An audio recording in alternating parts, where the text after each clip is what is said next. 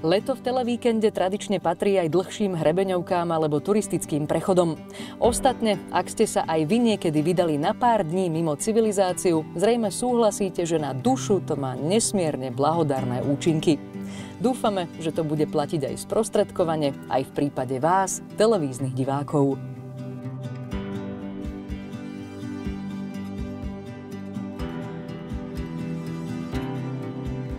Mimoriadne sa tešíme z dnešného dňa a dokonca nielen z jedného, ale z viacerých, ktoré prežijeme v tejto prenádhernej panoráme Tatier, pretože nás čaká 3T, televíkendové tatranské túlačky. Pokračovanie. Po 2 rokoch dá sa povedať, že sa vraciame nazad. Čo to bude dnes, aký prechod?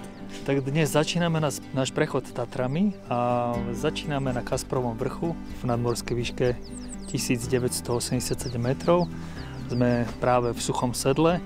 Prídeme na začiatok hlavného hrebenia Vysokých Tatier do Ľaliového sedla a potom budeme prechádzať ponad Tichú dolinu do Kvoprovej, do Hlinskej, do Kvoprovského sedla a potom dole na Popradské pleso. Krásne na tom je, že dnes sa s Tatrami nelúčime, ale budeme pokračovať ďalej.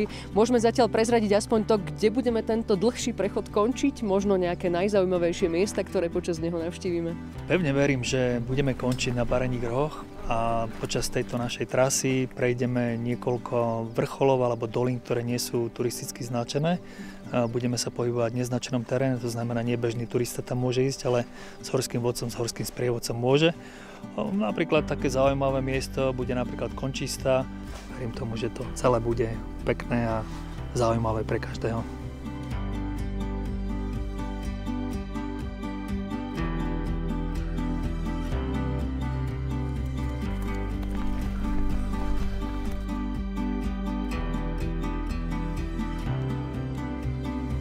Z Kasperovho vrchu sme asi po pol hodinke prišli do Ľaliového sedla, ktoré je začiatkom hlavného hrebenia Vysokých Tatier.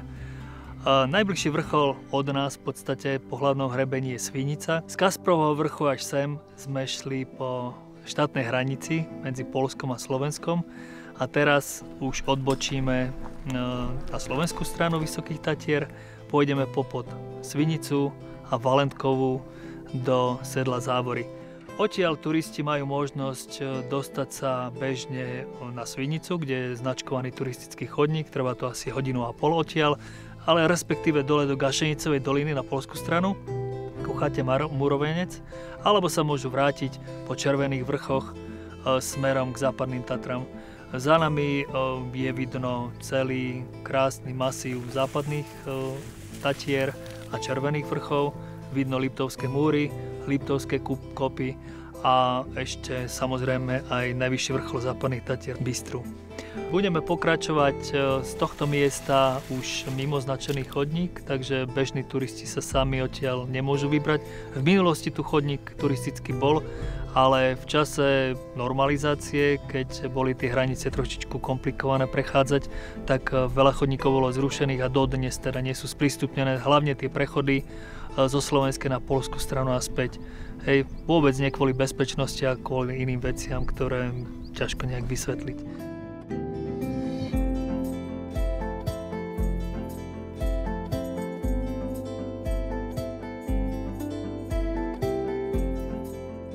Popod Valentkovú sme prišli z Ľaliového sedla do sedla, ktoré je v závere Tichej doliny. Tichá dolina je zaujímavá tým, že je jedna z najdlhších dolín z južnej strany Vysokých Tatier, má viac ako 12 km. Čo je možno škoda, tak tuto v sedle Závory je chodník, ktorý pokračuje do Hladkého sedla, ktorý je na hlavnom hrebení Vysokých Tatier a je hraničným hrebeňom, takže na druhej strane je dolina 5 poľských stavov. Ale tam ten chodník nepokračuje, takže tam vlastne ľudia nemajú možnosť legálne prejsť na poľskú stranu.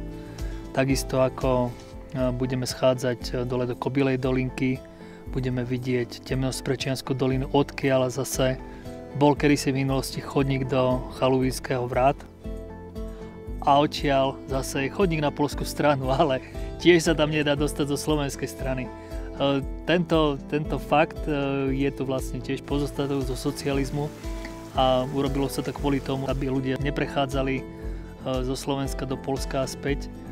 No a preto tie chodníky zrušili. Možno by bolo dobre pouvažovať nad tým, že či to nedať znova do poriadku, tak ako tomu bolo predtým, pretože tým pádom by sa otvorili väčšie možnosti pre ľudí prichádzať z jednej strany na druhú.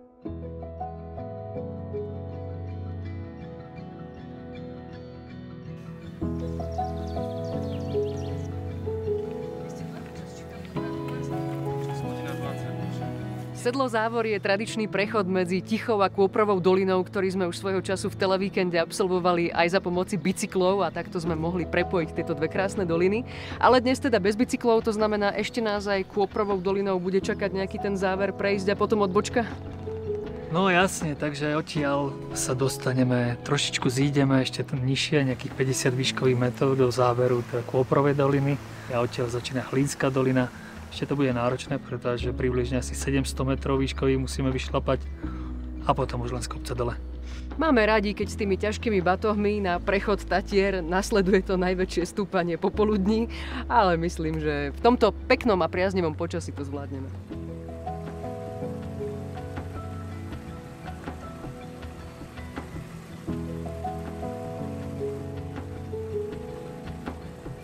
No cítim sa tak, že v tejto doline zažívame viacero ročných období zatiaľ, čo na začiatku bolo akože, môžeme povedať, že naozaj letné počasie, aj vegetácia tak tomu nasvedčovala. S naberaním nadmorskej výšky sa to ročné obdobie mení, kde prechádzame v podstate cez snehové polia, kde vlastne vegetácia sa ešte len prebudza, z okolitých stien steká veľké množstvo vody z topiaceho sa snehu. Aj som rád, že nám troška slnko zašlo, lebo bolo to aj vyčerpávajúce s tým slnkom. Hoci tie mraky vyzerali troška na takú búrkovú činnosť, čo zase vo mne vzbudzovalo aj rešpekt pred tým. Ale dolina je krásna, aj vyčerpávajúca. Momentálne sa nachádzame pod tým najprudším výšlapom v Hlínskej doline a keď zdoláme tento strmý výšlap, ocitneme sa vo Vyšnom Kôprovskom sedle. A budem aj naozaj rád, že už budeme tam všetci.